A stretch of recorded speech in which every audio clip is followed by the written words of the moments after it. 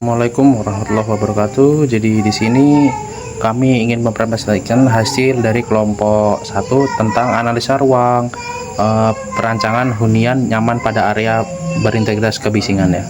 Jadi di kelompok kami terdapat 6 anggota, yaitu ada Andrian, Pugar, Kadafi, Rolas, Zaki, dan Yuda.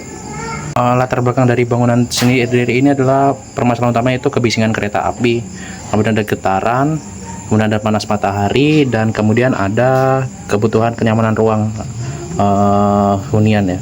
Kondisi excitingnya itu ruang seluas 20 meter persegi terletak di 21 meter di atas permukaan tanah, kemudian berada di dekat jalur kereta api aktif, kemudian ada frekuensi kereta itu berjalan selama 3 hari per minggu, dan iklim tropis lengkap. Di sini saya akan memutar suatu video untuk keretanya sendiri. Selanjutnya saya akan menjelaskan konsep penerapannya.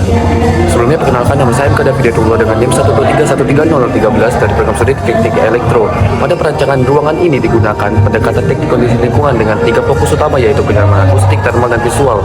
Kenyamanan akustik mengacu pada SNI 0361972000 untuk mengendalikan kebisingan agar aktivitas ruangan tidak terganggu. Kenyamanan termal mengikuti SNI 63902011 dan SNI 55 agar suhu serta kelembapan sesuai dengan kondisi iklim tropis. Sementara itu, kenyamanan visual dicapai melalui pengaturan cahaya alami dan buatan agar ruangan tetap nyaman bagi mata atau penglihatan kita. Oke, selanjutnya perkenalkan, saya Rolas Agus Nugrahadi dari program studi teknik elektron dengan NIM 123130018 akan menjelaskan bagian detail visual untuk kenyamanan suatu bangunan dan suatu ruangan.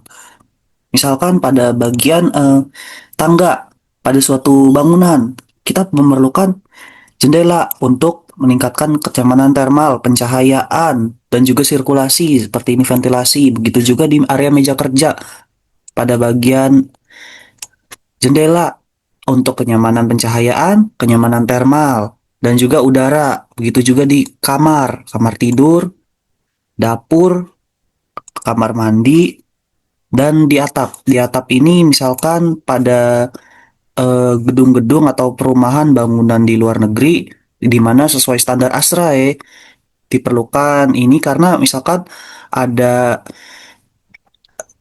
musim salju yang dimana perlukan kenyamanan termal, peningkatan suhu ini juga, dan juga ini misalkan ini atapnya tinggi untuk pemisahan antara udara panas dan udara dingin seperti itu. Oke, next.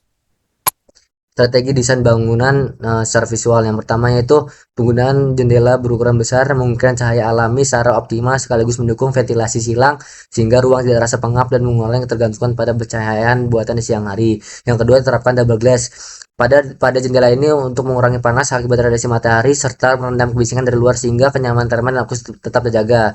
Yang ketiga yaitu penggunaan exhaust fan untuk membuang udara panas dan lembab, menjaga sirkulasi udara tetap baik dan kualitas udara dalam ruangan tetap sehat. Yang terakhir yaitu desain plafon yang tinggi, memungkinkan akumulasi udara panas berada di bagian atas ruangan sehingga area aktivitas di bawah terasa lebih sejuk dan nyaman. Oke, baik, pada slide ini ditampilkan strategi desain untuk meningkatkan kenyamanan akustik dan termal bangunan yang berada dekat jalur kereta api. Nah, strategi yang digunakan itu ada 3. Yang pertama pakai double glass window, yang kedua atap material bitumen, dan yang ketiga material interior penyerap suara.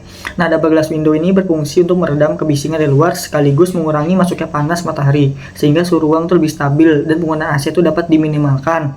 Sementara itu, atap bitumen itu mampu menyerap getaran dan suara dari luar. Nah, sehingga memberikan isolasi panas yang baik dibandingkan atap logam. Dengan penerapan strategi ini, diharapkan kebisingan dari kereta api itu dapat berkurang secara signifikan dan ruang akan tetap terasa nyaman, tenang, dan serta mendukung aktivitas di dalam bangunan tersebut. Selanjutnya, di sini saya akan menjelaskan tentang strategi kenyamanan visual interior, yang dimana terdapat beberapa interior yang digunakan sebagai salah satu upaya untuk membuat ruangan menjadi lebih nyaman. Beberapa interior itu diantaranya 1. Jendela besar menghadap rel. Jendela ini dimanfaatkan sebagai sumber pencahayaan alami utama yang membantu menerangi ruangan secara optimal, sekaligus memperkuat hubungan visual antara ruangan interior dengan lingkungan luar. 2. Tirai translucent. Tirai ini berfungsi sebagai penyaring intensitas cahaya matahari agar tidak menimbulkan silau, tanpa menghilangkan pencahayaan alami di dalam ruangan tersebut. 3. Furnitur minimalis. Furnitur dipilih dengan desain yang sederhana, tujuannya untuk menghindari kesan sempit serta menjaga fleksibilitas dan kenyamanan penggunaan ruangan tersebut. 4. Tanaman indoor. Tanaman digunakan sebagai elemen visual yang memberikan efek psikologis menenangkan serta meningkatkan kenyamanan dan kualitas suasana di dalam ruangan tersebut. Melalui penerapan strategi kenyamanan visual interior ini, diharapkan ruangan yang dirancang dapat terasa lebih nyaman, tenang, dan mendukung aktivitas penggunanya.